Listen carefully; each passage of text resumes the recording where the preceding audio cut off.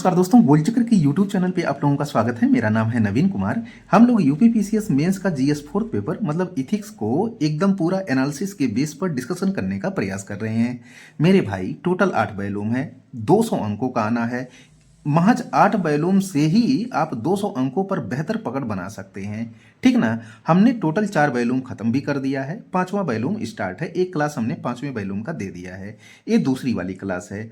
मेरे भाई ये ध्यान में रखिएगा कि आपका जो जीएस सेकंड पेपर भी है ना, वहां पर जो गवर्नेंस टॉपिक है, गवर्नेंस का जो सिलेबस है, 50% सिलेबस तो आपके जो है इसी 5वें वाले वॉल्यूम से भी कवर हो जाएगा, ठीक है। तो मेरी राय मानिए, पिछला वाला आप क्लास देख करके जो प्रशासनिक नीति शास्त्र, यौन मूल्य तथा सिविल सेवा के लिए उसकी उपयोगिता, ये सब हमने डिस्कशन कर दिया है 5वें वाले क्लास में। उसको देखने के बाद ही ये क्लास जब आप देखेंगे ना तो आपको ज़्यादा समझ में आएगा। फिलहाल आज का जो टॉपिक है वो लोक सेवा मूल्य, जिसे हम पब्लिक सर्विस वैल्यू कहते हैं।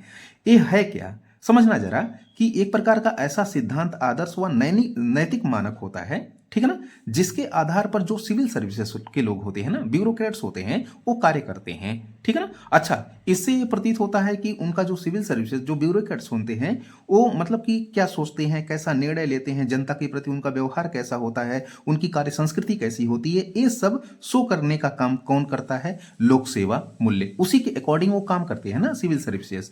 तो ये आपको आज पढ़ना है। ये एक ऐसा टॉपिक है जो जान लीजिए कि चूंकि आप सिविल सेवा बनने जा रहे हैं ना, सिविल सेवक बनने जा रहे हैं, तो ऐसे में आपको बार बार ये सब शब्दों का जो है प्रयोग करना पड़ेगा हर पेपर में, ठीक है। आते हैं, फिलहाल पढ़ के इसको सुनाते हैं।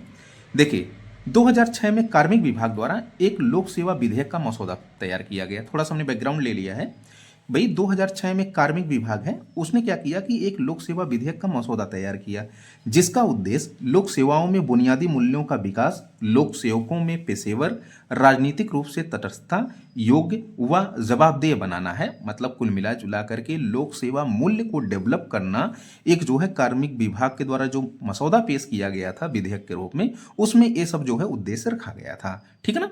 फिर आते हैं हम परिभाषा से। देखिए, यहां से आपको काम लेना है। जो लोक सेवा मूल्य आता है ना, तो अगर आपको लोक सेवा मूल्य और उसकी उपयोगिता ये सब सारा चीज पूछे तो आपको एकदम तो जबान पे याद होना चाहिए। वहां ये सोचना नहीं है कि क्या लिखना है, ठीक है ना। एकदम क्लियर कट होना चाहिए कि लोक सेवा मूल्य वे मूलभूत सिद्धांत, आदर्श व नैतिक मानक हैं जिसके आधार पर सरकारी सेवक, मतलब कि जो सिविल सेवक है या ब्यूरोक्रेट्स है, अपना कार्य करते हैं, ठीक है ना। ये मूल्य तय करते हैं कि एक लोक सेवक, मतलब जो ब्यूरोक्रेट्स होता है, एक लोक सेवक कैसा सोचेगा, कैसे निर्णय लेगा और जनता के प्रति उसका कैसा व्यवहार होगा। ये हमको कौन सिखाता है? लोक सेवा मूल्य, मतलब पब्लिक सर्विस जो वैल्यूज होती हैं वो सिखाती हैं, ठीक है भैया। नजरा कि लोक सेवकों को निर्देशित करने वाले प्रमुख मूल्य, भाई किसके आधार पर, किन मूल्यों के आधार पर एक लोक सेवक, ये ब्यूरोक्रेट्स कार्य करता है, उन्हीं कुछ प्रमुख मूल्यों की हम चर्चा करेंगे, ठीक है ना। पहला है इसमें संविधान व राष्ट्र के प्रति निष्ठा। मेरे भाई, जो भी कार्य वो करता है ना, वो संविधान व राष्ट्र के प्रति निष्ठा भाव से ही करता है, ये मूल्य निहित ही होता है, ठीक है ना। दूसरा है राजनीतिक तटस्थता या गैर तरफदारी।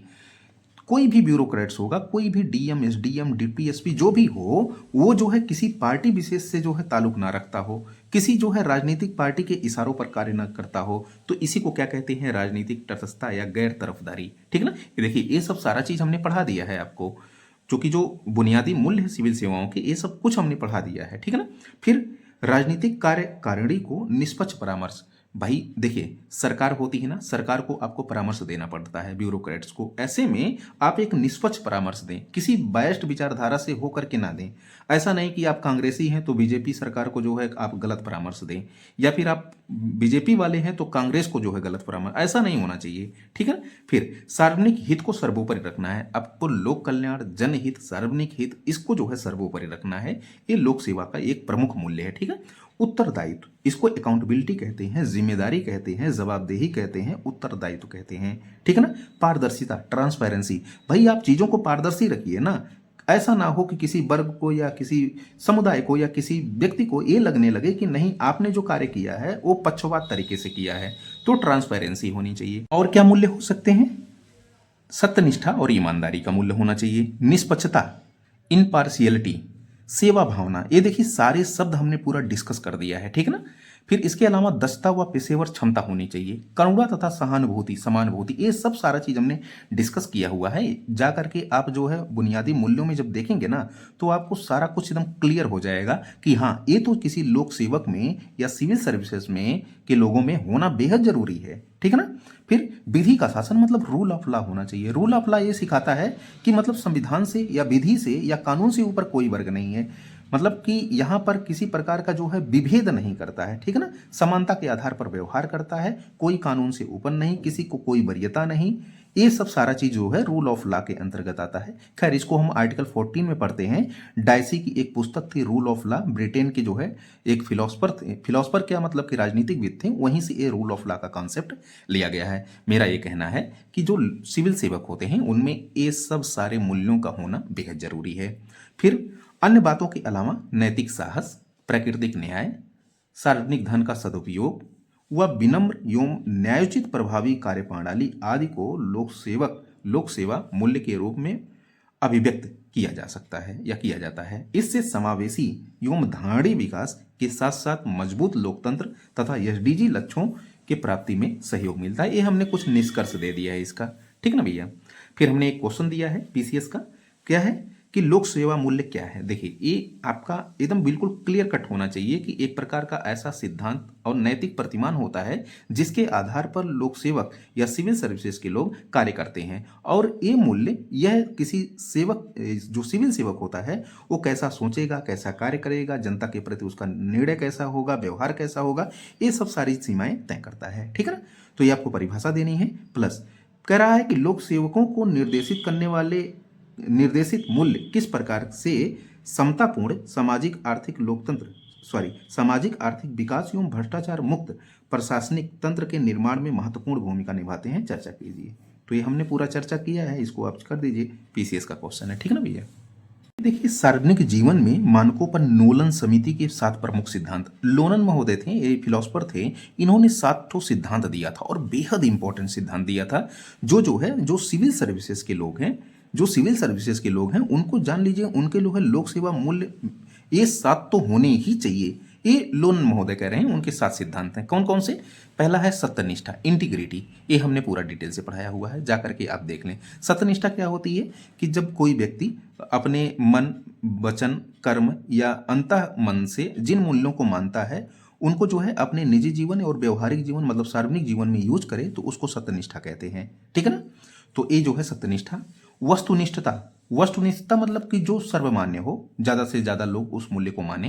जवाबदेहिता, अकाउंटेबिलिटी, आपकी जवाबदेहिता होनी चाहिए संविधान के प्रति, कानून के प्रति, सरकार के प्रति भी, और इसके अलावा लोक कल्याण के प्रति, प्राकृतिक न्याय के प्रति, सुप्रीम कोर्ट, हाई कोर्ट के निर्णयों के प्रति, ये आपकी जो है अकाउंटेबिलिटी होनी चाहिए। ठीक है ना। पारदर्शिता, ट्रांसपेरेंसी, मतलब आप में पक्षपात नहीं होना चाहिए, भेदभाव नहीं होना चाहिए, तो ट्रांसपेरेंसी होनी चाहिए। ऑनेस्टी होनी चाहिए, ईमानदारी होनी चाहिए। आप में नेतृत्व क्षमता होनी चाहिए, लीडरशिप का गुण होना चाहिए। ठीक है ना। ताकि आपकी जो टीम मेंबर है, टीम प्रबंधन है, कार्य शैली है या कार्य संस्कृति है, वो बड़ा पॉजिटिव उस पर इम्पैक्ट पड़े। निस्वार्थता होनी चाहिए, मतलब कि सेल्फलेसनेस, किसी प्रकार का जो है स्वार्थ भाव से आप कार्य ना करें, मतलब कि सेवा भावना से किया गया आपका कार्य होना चाहिए। तो ये हमने कुछ नोलन समिति की जो है 7 प्रमुख सिद्धांत देखें जो लोक सेवकों के मूल्य के लिए बेहद जरूरी है। कह रहा है कि लोलन समिति के 7 सिद्धांत ऐसी लोकतांत्रिक व्यवस्था में सार्वजनिक जीवन की शुचिता, पारदर्शिता एवं ईमानदारी को बनाए रखने के लिए आवश्यक है। तो ये पूछ सकता है, अगर नहीं भी पूछे तो आप जान लीजिए कि अगर लोक सेवा मूल्य लिख रहे हैं तो लोलन समिति के 7 प्रमुख सिद्धांत आप इसको जरूर वर्णित करें, एक अलग प्रकार का इम्पैक्ट आपको पड़ेगा। ठीक है ना। यहाँ पे देखना जरा, कह रहा है कि लोक सेवकों में नैतिक मानकों के पतन के कारण उत्पन्न समस्याएं, मतलब कि अगर कोई ब्यूरोक्रेट से, कोई सिविल सर्विसेज से उसमें नैतिकता का पतन हो जाए तो वहां पर फिर किस प्रकार की समस्याएं उत्पन्न होंगी, एक क्वेश्चन पूछा गया है। ठीक है ना। पहला कि भाई हमारा जो देश है वो लोकतांत्रिक देश है, सामाजिक आर्थिक लोकतंत्र की स्थापना करना संविधान का प्रमुख उद्देश्य है, और किसके माध्यम से? भाई स्थायी कार्यपालिका, यही स्थायी कार्यपालिका ब्यूरोक्रेट्स होते हैं ना, उन्हीं के माध्यम से जो है संविधान के उद्देश्यों को लागू किया जाता है। तो भाई लोकतंत्र का ह्रास होगा या लोकतंत्र अपना प्रभावित होगा। ठीक है ना। लोगों के विश्वास में कमी आएगी, शोषण की प्रवृत्ति में वृद्धि होगी, करप्शन, रिश्वतखोरी, ये सब जबरदस्त देखने को मिलेगा। अगर नैतिक मानकों का पतन होगा तो ये सब समस्याएं उत्पन्न होंगी। निजी लाभ हेतु ये व्यक्तिगत पद का जो है दुरुपयोग करेंगे। फिर लैंगिक भेदभाव होगा, लाल फीताशाही चरम पर होगी, आय असमानता बढ़ेगी, क्योंकि जो सार्वजनिक धन है ना, इनका सदुपयोग नहीं किया जाएगा, दुरुपयोग किया जाएगा। ठीक है। ऑक्सफैम की रिपोर्ट बताती है कि जो शीर्ष के 10% लोग हैं वो भारत के 70% भौतिक संसाधनों पर संकेंद्रण करके रखे हैं। तो ये आप देख सकते हैं ना कि कितना जो है आय असमानता भारत में है। सामाजिक आर्थिक मतलब सोशियो इकोनॉमिक डेवलपमेंट, इसमें बाधा उत्पन्न होगी। संविधान का जो सामाजिक आर्थिक लोकतंत्र का उद्देश्य है ये प्रभावित होगा। ठीक है ना। प्रशासनिक अक्षमता बढ़ेगी, निष्पक्षता का ह्रास होगा, रूल ऑफ लॉ कमजोर होगा, निर्णयों की गुणवत्ता में गिरावट होगी, मतलब कार्य संस्कृति प्रभावित होगी, नेतृत्व जो है संकट में रहेगा। और इसके अलावा राजनीतिक तरफदारी मतलब कि राजनीतिक हस्तक्षेप में क्या हो सकती है, वृद्धि हो सकती है। तो ये सारी कुछ जो है समस्याएं आपको पता होनी चाहिए कि अगर एक ब्यूरोक्रेट्स के नैतिक मानकों का पतन हो जाता है तो ये सब सारी समस्याएं उभर की आएंगी। देखना जरा, कह रहा है कि नैतिक मानकों को सुनिश्चित करने के समक्ष कौन सी समस्याएं होती हैं। मतलब भाई हम नैतिक मानक को सुनिश्चित कर रहे थे, लेकिन उसमें कौन कौन सी बाधाएं आ रही हैं उस नैतिक मानक को सुनिश्चित करने में। पहला, कि साला राजनीतिक हस्तक्षेप या दबाव इतना ज़्यादा है ना कि बेचारे वो नैतिकता का पालन अच्छे से नहीं कर पाते हैं। फिर अस्पष्ट आचार संहिता, मतलब कि कोड ऑफ कंडक्ट और कोड ऑफ इथिक्स जो है वो बिल्कुल अस्पष्ट है। तो ये जो है जायज़ है कि नैतिक मानकों को जो है समझ एक समस्याएं उत्पन्न करेंगी। फिर प्रशासनिक कार्य संस्कृति का कमजोर होना, भाई यहाँ पर ये समस्या है ना कि 10%, 2%, 3% बना हुआ है, करप्शन एक सामान्य बात हो गई है। तो ये प्रशासनिक जो कार्य संस्कृति साला है ये पूरी तरह कमजोर पड़ी हुई है, एक समस्या ये है। फिर जो प्रशिक्षण व नैतिक शिक्षा की कमी, भाई आतंकवाद क्यों बढ़ रहा है। अभी दिल्ली में जो ये वो बम ब्लास्ट हुआ, मुझे ऐसा लगता है कि एक डॉक्टर ने करवाया था शायद। तो वहाँ पर देखिए ना कि जो बीटेक के लड़के हैं, जो डॉक्टर इंजीनियर्स वगैरह जो भी हैं, मतलब यहाँ पर एक समस्या ये आ रही है कि बीटेक वाले भी ज़्यादा आ रहे हैं सिविल सर्विसेज में। क्या उनको जो है मूल्य या फिर इथिक्स का पाठ पढ़ाया जाता है? नहीं पढ़ाया जाता ना। उनको जो है प्रशिक्षण बेहतर नहीं दिया जाता या फिर नैतिक शिक्षा बेहतर नहीं दी जाती। तो इन सब की कमी के कारण एक समस्या ये उत्पन्न होती है। ठीक है ना, नैतिक मानकों को सुनिश्चित करने में। फिर हितों का टकराव, मतलब व्यक्तिगत, पारिवारिक, आर्थिक तमाम प्रकार के सारा हित टकराएंगे तो फिर जो है नैतिक मानकों के समझ समस्याएं उत्पन्न होंगी। फिर सामाजिक दबाव व अपेक्षा, समाज किसी प्रकार का और मूल्य मान रहा है, आप रूल ऑफ लॉ की बात करेंगे तो फिर जो है समाज के दबाव में ये आंदोलन करेगा, इमोशनल खेल खेलेगा और फिर जो है वोट बैंक के कारण राजनेता आप पे दबाव बनाएंगे, आपको जो है नैतिक मानकों का पालन करने में समस्या आएगी। ठीक है ना। फिर ये तकनीकी व डिजिटल चुनौतियां, इतने समय जैसे डेटा चोरी है, साइबर धोखाधड़ी है ना, या जो सूचनाओं का उल्लंघन हो रहा है, गुप्त सूचनाओं का उल्लंघन, तो ये तमाम प्रकार की ऐसी चुनौतियां हैं जो समस्याएं पैदा कर रही हैं। फिर व्यक्तिगत चरित्र व नैतिक मजबूती का अभाव, आपका जो कैरेक्टर है ना वो बहुत मतलब कि दूषित कैरेक्टर है, नैतिक मजबूती नहीं है आप में, इन सब का अभाव है, तो समस्या तो उत्पन्न होगी। फिर अन्य बातों के अलावा लोक सेवकों के चयन के समय नैतिक दक्षता व पेशेवर नैतिकता का आकलन करना बड़ा मुश्किल। हम जैसे नहीं कि मतलब कि यूपीएससी या पीसीएस के जो है अभ्यर्थियों का जब चुनाव करते हैं ना तो 10 मिनट 15 मिनट का इंटरव्यू होता है, उसमें हम क्या भाप जाएंगे, वो साला बनावटी लड़का बोल रहा है, जा करके फिर वही तो करप्ट बनता है। तो ये 10-15 मिनट में हम उसकी जो है दक्षता या नैतिक जो है पेशेवर, या फिर हम कह सकते हैं कि पेशेवर नैतिकता का मूल्यांकन बेहतर तरीके से नहीं कर पाते हैं, फिर उसी को भेजते हैं, वही जो है दुनिया का सबसे करप्ट इंसान बन के उभर के आता है। तो ये सब कुछ जो है समस्याएं निहित हैं। ठीक है भैया, आते हैं नेक्स्ट। देखना नेक्स्ट टॉपिक है, कह रहा है कि लोक सेवकों में नीति शास्त्र व मूल्यों को विकसित करने में प्रभावी रणनीतियां क्या होनी चाहिए। मेरे भाई, अगर लोक सेवकों में हमको नीति शास्त्र व मूल्यों का विकास करना है तो किस प्रकार की प्रभावी रणनीति होनी चाहिए। पहला, कि प्रभावी नियम और कानून होना चाहिए इसके लिए, ताकि वो मानने के लिए बाध्यकारी हो। ठीक ना। फिर भ्रष्टाचार के प्रति जीरो टॉलरेंस होना चाहिए, सरकार इसकी पॉलिसी लाई है लेकिन कार्य नहीं किया जा रहा है इस पे। फिर लोक सेवकों की कार्यशैली व दक्षता में सुधार करने हेतु प्रशिक्षण कार्यक्रम होना चाहिए, इसका अभाव है यार। अगर ये सब लाया जाएगा ना, जीरो टॉलरेंस की नीति, प्रभावी नियम व कानून, फिर इसके अलावा प्रशिक्षण कार्यक्रम नैतिकता के सुधार के लिए, है ना, तो ये सब क्या होगा भाई, विकसित किया जा सकता है ना नीति शास्त्र व मूल्य लोक सेवकों में। फिर आपका इथिक्स एजुकेशन दिया जाना चाहिए। फिर जो नैतिक आचार संहिता है वो एकदम स्पष्ट होनी चाहिए, code of conduct, code of ethics एकदम बिल्कुल स्पष्ट होना चाहिए। इसके अलावा आप पुरस्कार दें अच्छे कार्यों के लिए, बेकार कार्यों के लिए, मतलब अगर साला करप्शन कर रहा है कोई अधिकारी तो उसको बेहतर दंड दीजिए, उसके सम्मान व प्रतिष्ठा में ऐसी गिरावट करिए, ठीक है ना, ताकि वो सोच ना सके कि मतलब कि जो है हमने कि भाई जो भी किया है बहुत गलत किया है, मतलब इसको सोच सके।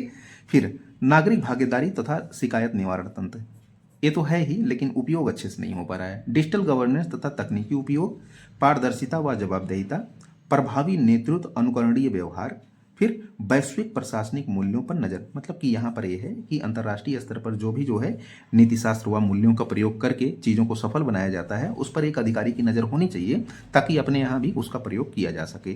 तो ये कुछ रणनीतियाँ होनी चाहिए किसके डेवलपमेंट के लिए, सिविल सेवकों में, नीति शास्त्र व मूल्यों के डेवलपमेंट या मूल्यों के विकास में, ठीक है ना भैया। आते हैं एक क्वेश्चन देखते हैं कि किस प्रकार का क्वेश्चन पूछा जाता है। क्वेश्चन है मेंस का, यूपीपीसीएस का, कि लोक सेवकों में नैतिक मानकों के पतन के कारण किस प्रकार की समस्याएं उत्पन्न होती हैं। तो हमने बताया अभी अभी पूरा, इसको तो पूरा डिटेल से डिस्कस किया। फिर तथा लोक सेवकों में नीति शास्त्रों व मूल्यों के विकास के लिए क्या रणनीतियां होनी चाहिए, ये आपको चर्चा करनी है 200 वर्डों में। यूपीपीसीएस मेंस का क्वेश्चन है, ठीक है ना। तो कल आपका जो टॉपिक चलेगा वो नैतिक दुविधा और नैतिक चिंता, इथिकल कंसर्न एंड और इथिकल डायलेमा, ये टॉपिक चलेगा। बेहद इंपॉर्टेंट है, 100% क्वेश्चन पूछता है। तो आज के लिए फिलहाल इतना ही, कल मिलते हैं। Thank you so much.